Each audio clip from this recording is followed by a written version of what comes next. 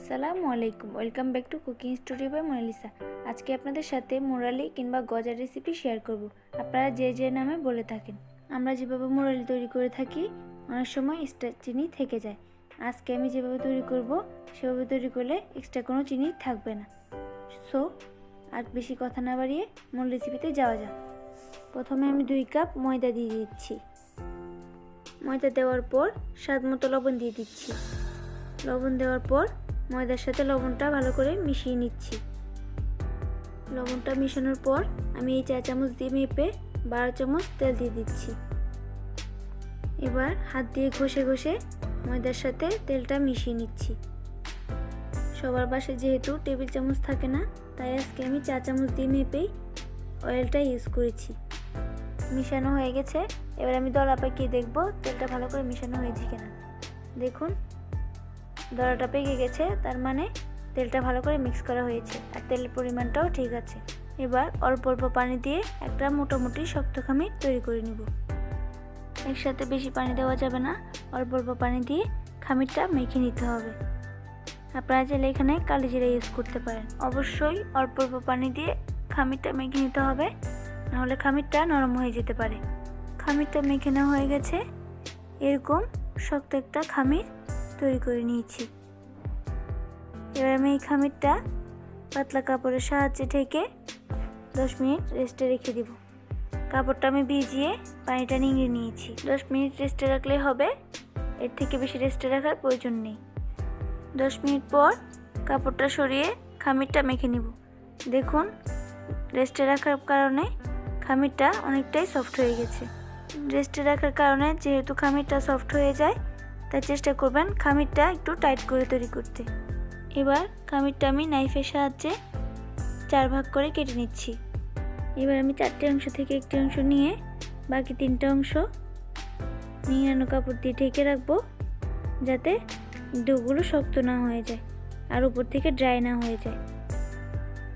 Dry হয়ে গেলে বেলতে অসুবিধা হতে পারে। এবার আমি এই খামের অংশটা থেকে রুটি বেলে নিব।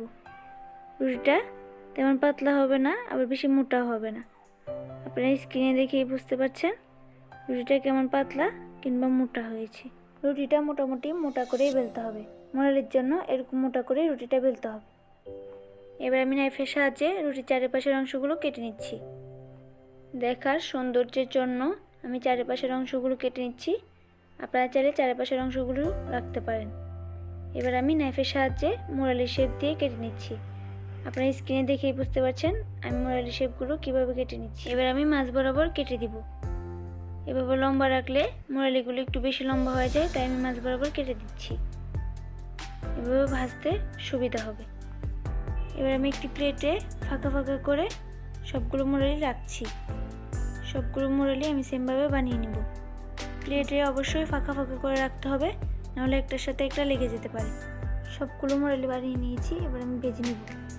তেলটা একদম মিডিয়াম গরম করে নিয়েছি। এবার আমি সবগুলো মুরালি দিয়ে দিচ্ছি।